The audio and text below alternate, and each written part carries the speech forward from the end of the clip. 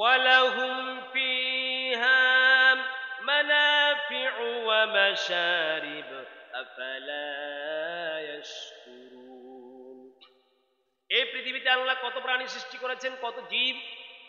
আল্লাহ বলছেন এই পৃথিবীতে যত জীব আছে বান্দা মনে রাখবি, এই জীবের একটা কোন জীব কিন্তু আমি তোমার অনর্থক বানাই নাই।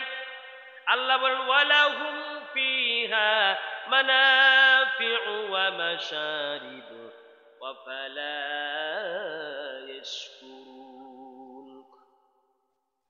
তাদের জন্য এর মধ্যে অনেক উপকার রয়েছে। আল্লাহ বলছেন উপকারিতা কি, চিন্তা করে দেখো।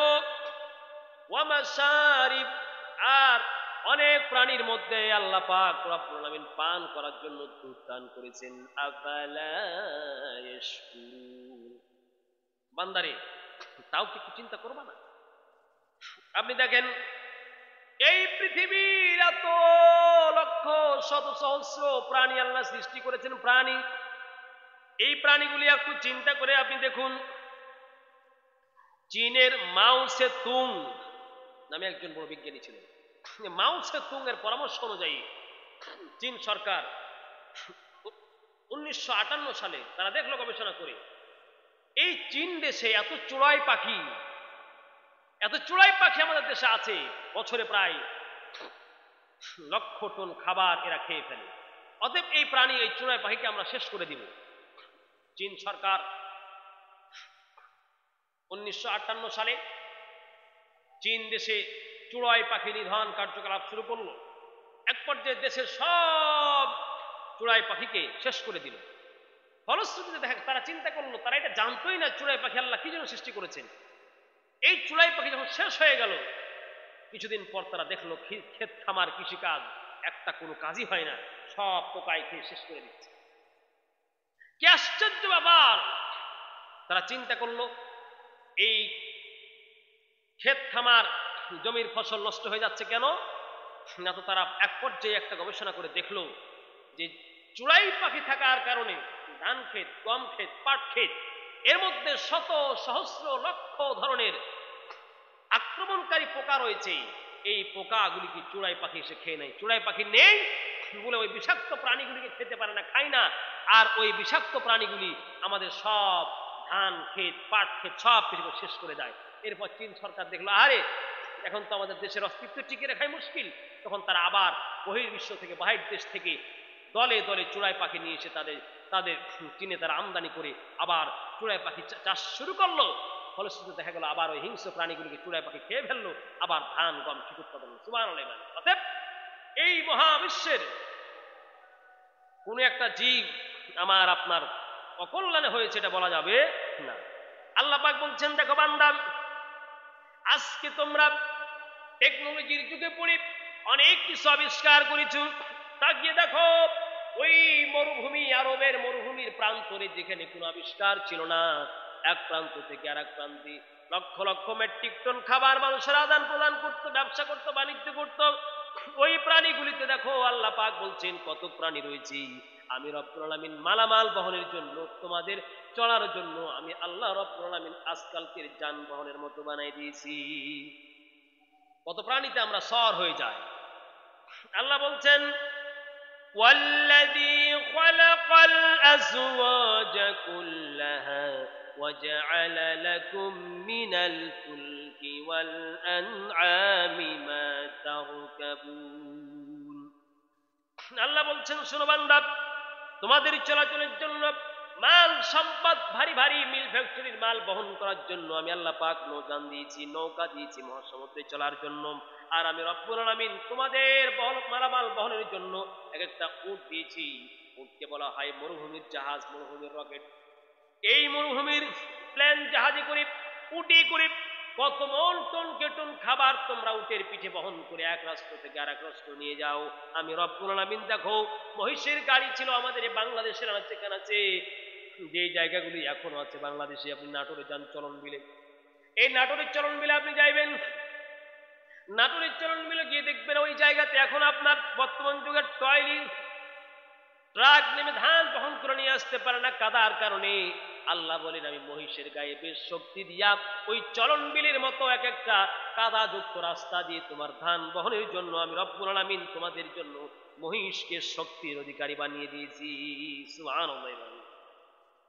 এরপরে আল্লাহ বলছেন এই পৃথিবীতে মানুষেরা খাবার খায়, কিছু খাবার আছে সবজি খাবার খাও, আর কিছু খাবার আছে বিজ্ঞান বলছে আজকের গোস্ত যদি না হতো মানুষের শরীরের মধ্যে আজকে কিন্তু আমিষের ঘাটতি পূরণ হতো না। মানুষ যখন নিরামিষ খেত, শুধু নিরামিষ খেলে মানুষ সুঠাম শক্তির অধিকারী হতে পারতো না। আল্লাহ বলেন তোমার মাংসের জন্য গোস্তের জন্য আমি দেখো সৃষ্টি করেছি। আল্লাহ বলেন আল্লাহুল্লাযী জাআলা লাকুমুল আনআমা লিতারকাবু মিনহা ওয়া মিনহা তাকুলুন। আল্লাহ বলেন জাআলা লাকুমুল আনআম, চতুষ্পাদ জন্তু আমি সৃষ্টি করে দিয়েছি রে বান্দা।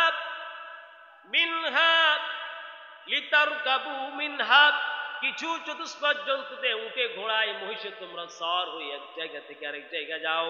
ওয়া মিনহা তাকুলুন, বান্দারে ভালো করে নজর দিয়ে তোমাদের মালিকের শক্তির দিকে দেখো। তোমাদের মালিক তোমাদের আরোহণের জন্য কিছু প্রাণী দিয়েছেন। ওয়া মিনহা তাকুলুন, আর খাবারের জন্য আমি রব্বুল আলামিন হালাল প্রাণী তোমার জন্য দিয়ে দিয়েছি। সুবহানাল্লাহ। সূরাতুল মুমিন 79 নম্বর 79 নম্বর আয়াত আল্লাহ পাক বলছেন। এরপর আল্লাহ বলছেন শোনো, দেখো না তোমার এই বিচিত্র রঙের প্রাণী, কত পশু কত পাখি, কত একটা পাখির সৌন্দর্য এই নয়নাভিরাম পৃথিবী সৃষ্টির জন্য, তোমার চোখের শীতলতার জন্য চিড়িয়াখানায় গিয়ে দেখো কত রং বেরঙের পাখি, কত বাহারি রঙের পাখি। গ্রীষ্মকালে দেখো এক এক পাখির এক এক কণ্ঠে গান, শরৎকালে দেখো এক এক পাখির এক এক কণ্ঠে গান, আর এক একটা পাখির সৌন্দর্য এক এক রকম। আল্লাহ বলছেন প্রাণীর সৌন্দর্য দিয়ে তোমাদের এই পৃথিবীকে আমি রব্বুল আলামিন সৌন্দর্য মণ্ডিত করে দিয়েছি।